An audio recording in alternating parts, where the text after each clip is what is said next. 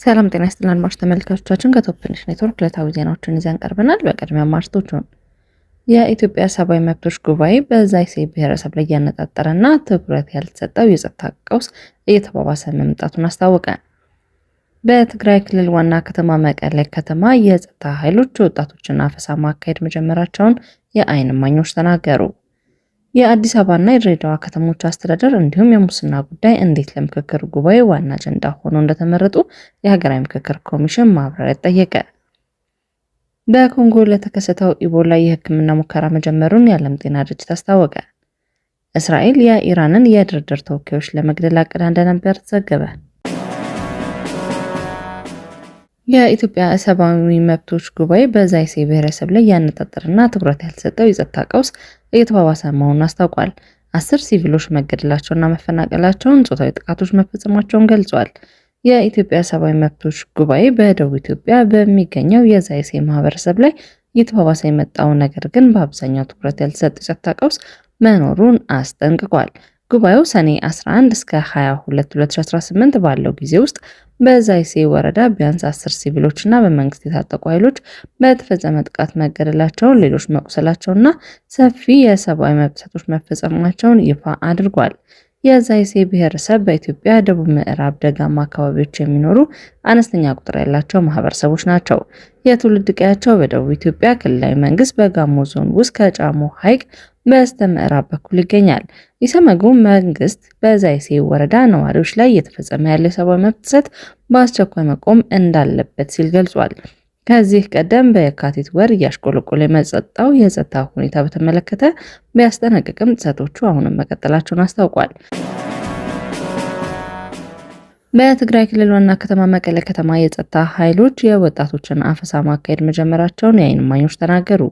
በመቀሌ የቀድሞ ተዋጊዎች ወደ ምድቦቻቸው እንዲመለሱ ጥሪ ሲደረግ የነበረ ቢሆንም የታዩ እንቅስቃሴዎች በተለያዩ የትግራይ አካባቢዎች ሲካሄድ የቆዩ አፈሳ ወደ ክልሉ ዋና ከተማ በይፋ መድረሱን እንደሚጠቁም ጉዳዩን በቅርብ የሚከታተሉ መረጃዎች አስረድተዋል።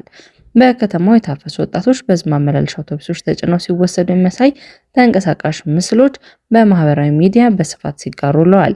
ከነዚህ ተንቀሳቃሽ ምስሎች አንዱ በመቀሌ ሰሜን ክፍለ ከተማ 05 እና 06 ቀበሌ ከሚገኘው ኢላላ አንደኛ ደረጃ ትምህርት ቤት ደጃፍ የተቀረጸ ነው።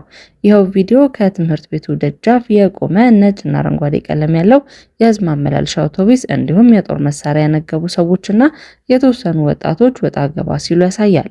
ከአውቶቡሱ ጀርባ ተሰብስበው ሲመለከቱ የነበሩ ሰዎች ጩኸትና ለቅሶን በተንቀሳቃሽ ምስል ይደመጣል።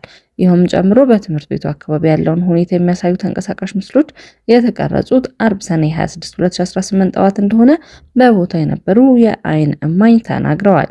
በመቀሌ ከተማ 05 በሚባለው ቀበሌ አካባቢ ነዋሪ የሆኑት የዓይን እማኝ ረፋድ ላይ ከቤታቸው የወጡ ልጅ የሚሉ የጩኸት ድምጾች ሰምተው እንደነበር ተናግረዋል። ጠዋት 1 ሰዓት ላይ ጩኸት ሰማን፣ እንዳለ ከቤት ሮጠን ወጣን፣ የህዝብ ባስ ሞልተው ሲሄዱ ነው ያየናቸው የሚሉ እኚሁ የመቀሌ ነዋሪ የአካባቢው ህዝብ እንዳለ ውጪ ቆሞ ሲጠባበቅ እንደነበር አስረድተዋል። ከአካባቢው ነዋሪዎች 2 ሰዓት መጠበቃቸውን የገለጹት የዓይን እማኞች የህዝብ ማመላለሻ አውቶቡስ ከመጣ በኋላ ወጣቶቹን ጭኗቸው ሲሄዱ ቆመው መመልከታቸውን ገልጸዋል። የአዲስ አበባና የድሬዳዋ ከተሞች አስተዳደር እንዲሁም የሙስና ጉዳይ እንዴት ለምክክር ጉባኤ ዋና አጀንዳ ሆኖ እንደተመረጡ የሀገራዊ ምክክር ኮሚሽን ማብራሪያ ጠየቀ። ኮሚሽኑ በበኩሉ ስለ ሁለቱ ከተሞችና ስለ ሙስና ሁሉም አጀንዳዎች አቅራቢ በሚባል ደረጃ አጀንዳ አድርጎ ስላቀረበላቸው ነው ብሏል። የምክክር ኮሚሽን አጀንዳዎቹ እንዴት እንደመረጠ ማብራሪያ ጠየቀው ሰኔ 25 2018 በምክክር ወቅት ሙያዊ ማብራሪያ ከሚያቀርቡ ጋር ውይይት ባደረገበት ወቅት ነው። በውይይቱ ላይ የተሳተፉትና የቦንጋ ዩኒቨርሲቲ የፖለቲካል ሳይንስ መምህር መሆናቸውን የተናገሩት አቶ ያሬድ አያሌው ኮሚሽኑ ከመረጣቸው 8 ዋና ዋና አጀንዳዎች ውስጥ የሙስናና የመልካም አስተዳደር እንዴት አጀንዳ ሆኖ እንደቀረበ ጠይቀዋል። ሙስናና መልካም አስተዳደር የተመለከተው አጀንዳ በተለየ ሁኔታ ካልታየ በስተቀር እንዴት ለውይይት እንደሚቀርብ ግልጽ እንዳልሆነ ተናግረዋል። ኮሚሽኑ ሰኔ 17 2018 ይፋ ካደረጋቸው 8 ዋና ዋናና ንዑስ አጀንዳዎች ውስጥ 7ኛው አጀንዳ ሙስናና መልካም አስተዳደር ነው። የመልካም አስተዳደር ስርዓት ግንባታ፣ የመልካም አስተዳደር ችግርና የሙስና ጉዳዮች፣ የጸረ ሙስና ስርዓት ግንባታና ሌሎችም ንዑስ አጀንዳዎች ዘርዝረዋል። አቶ ያሬድ ይህንን በተመለከተ ሙስና ላይ ይህን ያህል ያ ይሁን የሚባል ነገር የለም፣ ይሄ ብዥታን ይፈጥራል ብለዋል። ማንም ሙስናን አይፈልግም፣ ማንም ይጸየፋል ከየትኛውም የሀገሪቱ ክፍል ቢመጣ። ስለዚህ የውይይቱ ጭብጥ ምን ሊሆን ነው ሲሉ አብራርተዋል። አቶ ያሬድ በተጨማሪም የአዲስ አበባና የድሬዳዋ ከተሞች ጉዳይ ራሱን ችሎ እንዴት አጀንዳ ሆኖ ሊቀርብ እንደቻለም ጠይቀዋል። የአዲስ አበባና የድሬዳዋ ጉዳይ በውይይቱ ወቅት በሀገረ መንግስት መዋቅር መፈታት የሚችሉ ነገር ሆኖ ሳለ እንዴት ራሱን የቻለ አጀንዳ ሆኖ ሊቀርብ እንደቻለ ጠይቀዋል።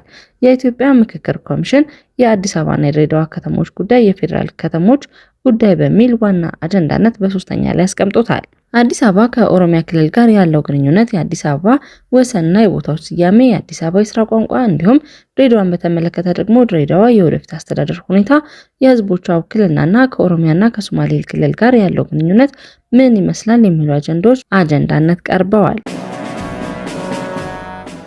በኮንጎ ለተከሰተው ኢቦላ ሕክምና ሙከራ መጀመሩን የዓለም ጤና ድርጅት አስታወቀ። የዓለም ጤና ድርጅት በዲሞክራቲክ ሪፐብሊክ ኮንጎ የመቶዎችን ሕይወት እየቀጠፈ የሚገኘው አደገኛው የኢቦላ ወረርሽኝ መንስኤ የሆነውን የቫይረስ አይነት ለመዋጋት የሚያስችል የሕክምና ሙከራዎች መጀመሩን አስታውቋል። የዓለም ጤና ድርጅት ዋና ዳይሬክተር ዶክተር ቴድሮስ አድሃኖም እንደገለጹት የመጀመሪያው ታካሚ በዚሁ አዲስ የሕክምና ሙከራ ውስጥ መካተቱና ለሕክምና ምዝገባው በኮንጎ መጀመሩን አስታውቀዋል። ይህ ሙከራ የተጀመረው ቡንዲቡግዮ ቫይረስ ለተባለውና በሀገሪቱ ለተቀሰቀሰው የኢቦላ ዝርያ እስካሁን የተፈቀደና የተረጋገጠ ምንም አይነት ፍቃድ ያገኘ ክትባትም ሆነ መድኃኒት የለውም ብለዋል። እንደ ድርጅቱ መረጃ ከሆነ በኮንጎ ብቻ ከ1400 በላይ በበሽታው የተጠቁ ግለሰቦች ያሉ ሲሆን 438 ሰዎች ሕይወታቸው አልፏል። አሁን ያለው ሙከራ በዓለም ጤና ድርጅት በገንዘብ የሚደገፍ ሲሆን በኮንጎ ብሔራዊ የባዮሜዲካል ምርምር ተቋምና በቤልጅየም የትሮፒካል ሕክምና ተቋም እንዲሁም በዩናይትድ ኪንግደም የኦክስፎርድ ዩኒቨርሲቲ ሳይንቲስቶች ትብብር እየተካሄደ ይገኛል ተብሏል።